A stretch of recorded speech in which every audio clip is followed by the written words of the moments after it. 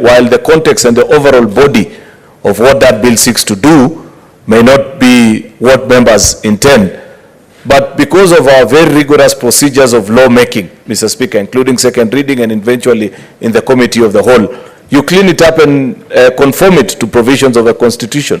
Therefore, Mr. Speaker, given that this is a second bill where the House has considered, and particularly this bill, Mr. Speaker, there is a history to this bill. This bill has been in the corridors of Parliament for over 10 years, Mr. Speaker. We have considered it severally. In fact, I have lost count of the number of times that Senate has sent this bill to the National Assembly, and it has been returned, Mr. Speaker. In fact, much as there is progress to report, because previously it used to be left to gather dust in the shelves of the Assembly. This time they went all the way to second reading. Perhaps you need to establish procedure, Mr. Speaker, between you and your colleague, the Speaker of the National Assembly, on how to consider our bills. Because, Mr. Speaker, we receive many bills from the Assembly side as well. And there are many things which, for one reason or the other, we hold a different view on how they perceive it. But I find it to be a smack in the face of the, a smack on the face of the Senate, Mr. Speaker, when you negate a bill at second reading and call for mediation. It's an abuse of legislative mandate, and as leaders in this House, Mr. Speaker, I'd wish, because in a bicameral relation, our main link between us and the Assembly is you, Mr. Speaker, that you register our displeasure with the leadership of the Assembly through their Speaker on how they are treating our bills, Mr. Speaker. It is my considered view that a bill should be considered to the final stage, then we can have a proper mediation, Mr. Speaker, of how they hold different views on certain provisions. But to conclude on it at second reading, Mr. Speaker, is not fair to this House. And it's a matter for which I'm inviting you to have a conversation with your counterpart, the Speaker of the lower house. I thank you, Mr. Speaker. Thank you, Majority Leader. Indeed, your concerns are valid, and I'll take it up with my counterpart in the National Assembly. However, if you listen to my earlier communication on co-sponsorship, co-sponsorship is one of the ways that we can employ to avoid scenarios such as this.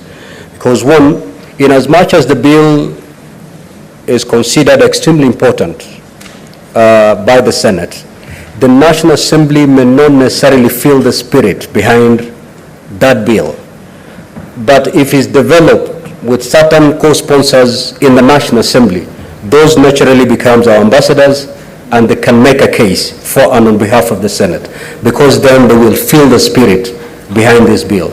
Otherwise, I will take it up, and we want to hope that this may be the last bill to collapse at the second reading in the National Assembly.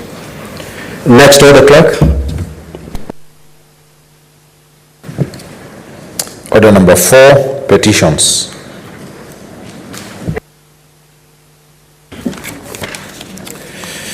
The Chairperson, Standing Committee on Finance and Budget.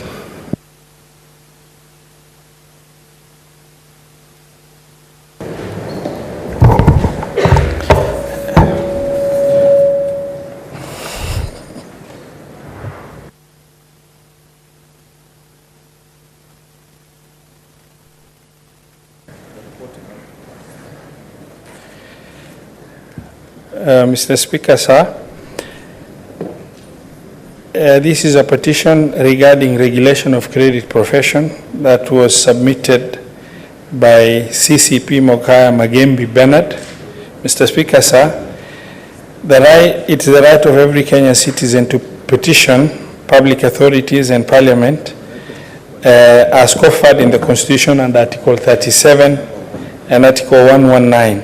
Further to the petition to Parliament, Procedure Act number 22 of 2012 makes provision for the procedure for the exercise of the right to petition and defines the format of the petition to be addressed to Parliament.